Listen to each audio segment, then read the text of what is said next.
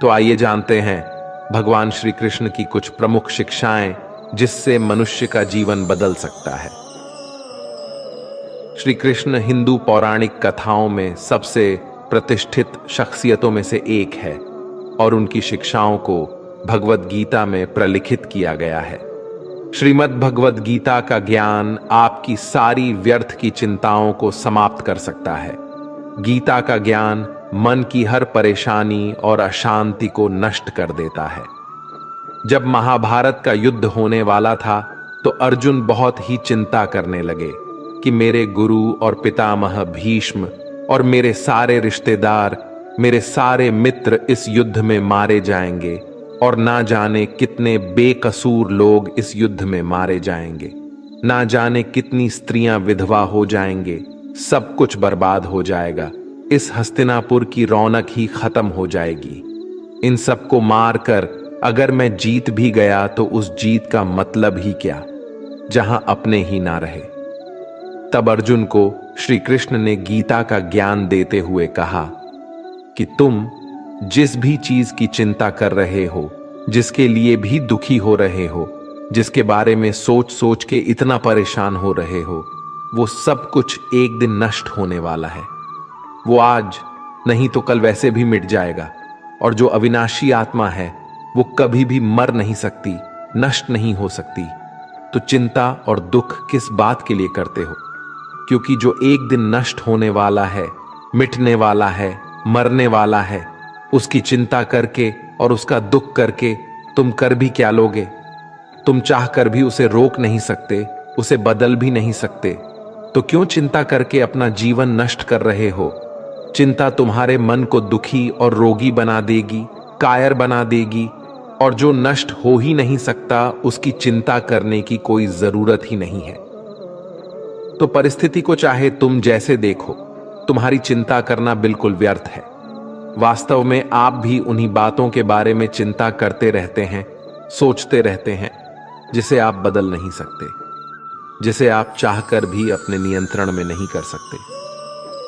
याद रखना, जो व्यक्ति चीजों को जितना नियंत्रण करने की कोशिश करेगा, जितना प्रयास करेगा कि जिंदगी मेरे हिसाब से चले, जो मैं चाहता हूं मुझे बस वो ही मिले, और जो चीज मैं नहीं चाहता हूं वो चीज मेरी जिंदगी में कभी ना आए, ऐसे ही व्यक्ति को सबसे ज्यादा चिंता और तनाव का सामना करना पड़ेगा।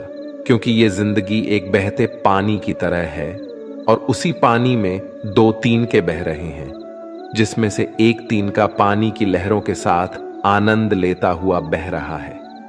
पानी जहां जा रहा है उसके बहने में वो उसका साथ दे रहा है। जहां जहां पानी जाएगा वहां वहां मैं भी इसके साथ आनंद लेता हुआ बहता रहूंगा। वो तिनका पानी के साथ बह रहा है, वो तिनका पानी के साथ नाचता हुआ जा रहा है, खुश होता हुआ जा रहा है, और एक दूसरा तिनका है जो उस पानी के बहाव के साथ लड़ रहा है।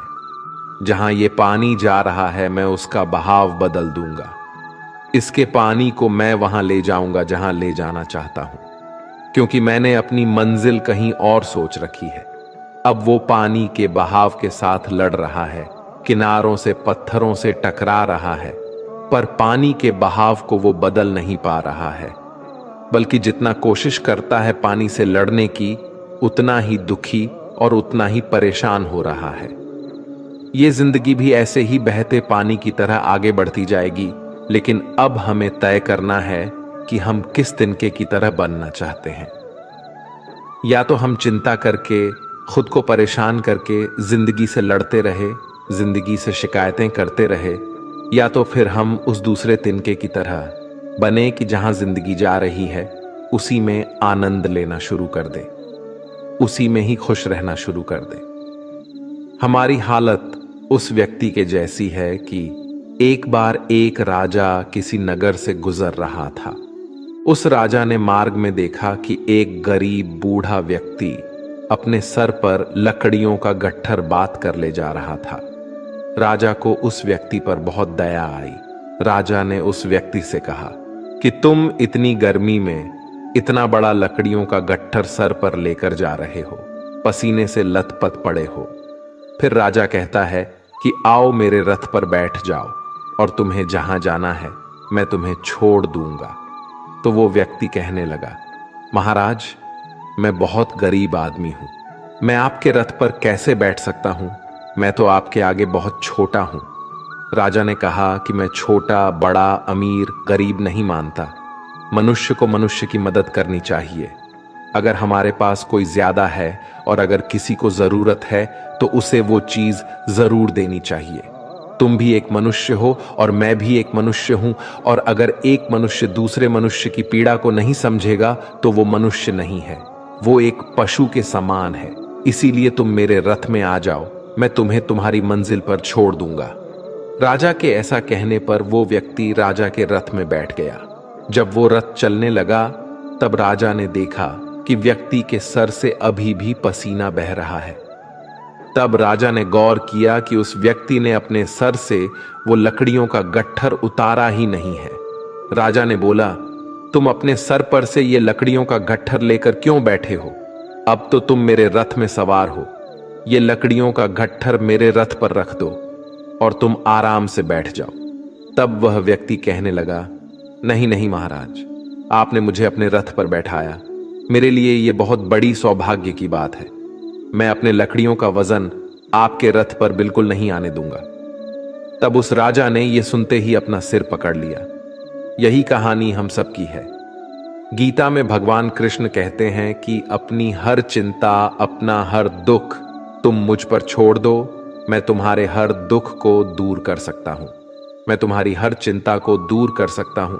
लेकिन यहां हर एक मनुष्य अपने सर पर चिंताओं का, लकड़ियों का गट्ठर लेकर घूम रहा है।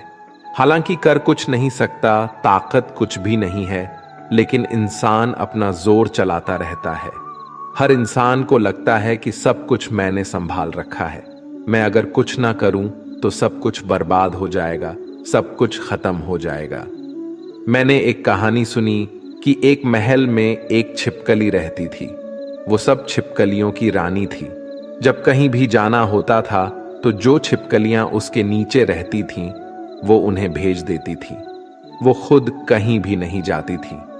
एक दिन सब छिपकलियों ने उससे पूछा कि तुम हमारी रानी हो, पर तुम कहीं भी नहीं जाती, बस इस महल में ही बैठी रहती हो। ऐसा क्या कारण है कि तुम कहीं बाहर ही नहीं निकलती?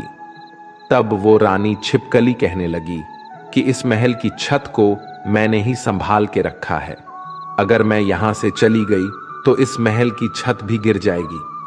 ऐसे ही हर एक मनुष्य को लगता है कि अगर मैं नहीं रहूंगा तो कोई काम नहीं हो पाएगा। हर इंसान ये वहम पाले बैठा है कि सब कुछ करने वाला मैं ही हूं और सब कुछ मुझे ही करना है। हालांकि इतनी भी शक्ति हमारे अंदर नहीं है कि हम अपनी सांस भी खुद ले सके, और प्रकृति ने ऐसा नियम बना रखा है कि हमारी सांसें अपने आप चलती है। अगर सांस लेने का काम हम पर छोड़ दिया जाए तो हम एक दिन भी जिंदा नहीं रह पाएंगे। इधर एक पल के लिए भी हम सांस लेना भूले और उधर सामने मौत आ जाएगी। और मनुष्य को सोचने की, चिंता करने की ऐसी बीमारी है कि वो सिर्फ आज की चिंता नहीं करता और ना ही सिर्फ अपने कल की चिंता करता है। वो अपने आने वाले 10, 20, 50 साल, अपने बुढ़ापे तक की, अपने मरने के बाद तक की भी चिंता करता है। और एक बात याद रखना कि जो लोग बहुत ज्यादा सोचते हैं, बहुत ज्यादा चिंता करते हैं, उनमें कुछ भी करने की शक्ति ही खत्म हो जाती है, क्योंकि चिंता करने में ही उनकी सारी ऊर्जा नष्ट हो जाती है। ये कलयुग है। इस युग में लोग सोचते ज्यादा है और करते बहुत कम है। कलयुग का मनुष्य स्वभाव से आलसी और सिर्फ व्यर्थ की बातें सोचता रहता है। जिसे करना होता है वो ज्यादा सोचता नहीं है, वो उस कार्य को कर लेता है। पर आप अपने आसपास की दुनिया पर नजर डाल के देखो, आपको अधिकतर लोग न करने वाले ही ज्यादा मिलेंगे। आपको अधिकतर लोग वही मिलेंगे जो या तो व्यर्थ की चिंता करेंगे, या तो सिर्फ आलस करेंगे, या सिर्फ बहाने ही देते रहेंगे कि इस वजह से मैं जिंदगी में आगे नहीं बढ़ पा रहा, कि इस कारण से मेरी जिंदगी अच्छी नहीं हो पा रही है।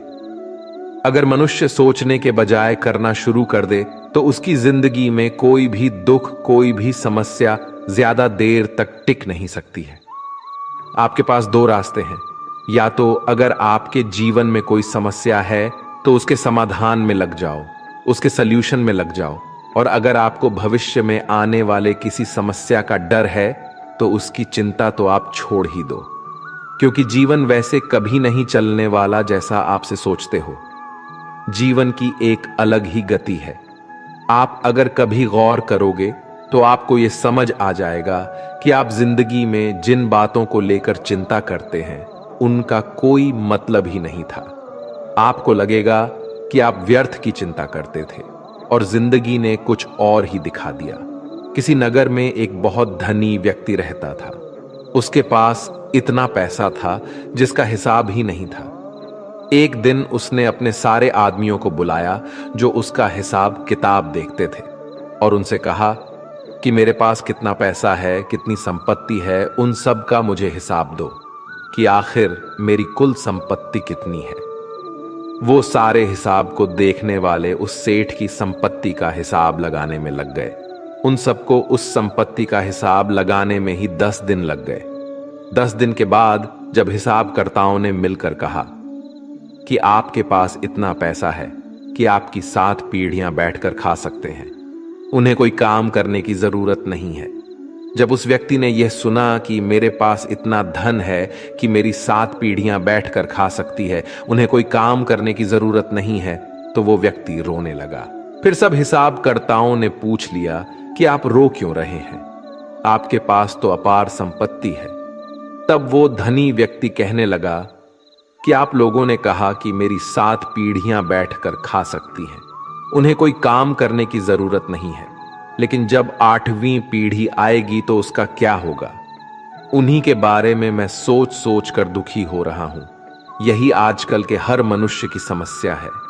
आज सब ठीक है, लेकिन कल कुछ गलत ना हो जाए, उसकी चिंता में परेशान होते जा रहे हैं। किसी नगर में एक राजा रहता था। उसका राज्य बहुत बड़ा था और उसके राज्य के आसपास के जो भी राजा थे उनके साथ भी उसके बहुत अच्छे संबंध थे। लेकिन वो राजा चिंता करता रहता था कि अगर कल को ये सारे राजा मेरे शत्रु बन जाए, मुझ पर हमला कर दे, तो मेरा क्या होगा? मैं आगे कैसे जी पाऊंगा? मेरी जिंदगी आगे कैसे चल पाएगी? वह राजा बेवजह की इन चिंताओं में उलझा रहता था।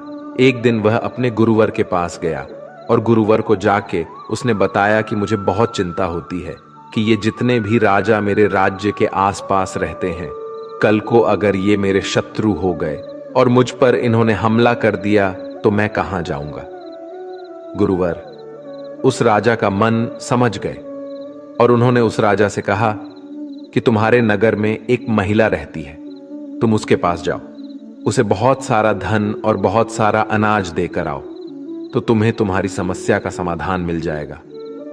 वो राजा बहुत सारा सोना लेकर, बहुत सारा अनाज लेकर उस महिला के पास गया। उसको दान देने के लिए जब राजा उस महिला के घर पहुंचा तो राजा ने उस महिला से कहा कि ये सारा धन को तुम रख लो, ये सारा अनाज भी तुम रख लो, उसके बाद तुम्हारा जीवन बड़े आराम से गुजरेगा। राजा की इस बात को सुनने के बाद उस महिला ने राजा से वो धन, वो अनाज लेने से मना कर दिया।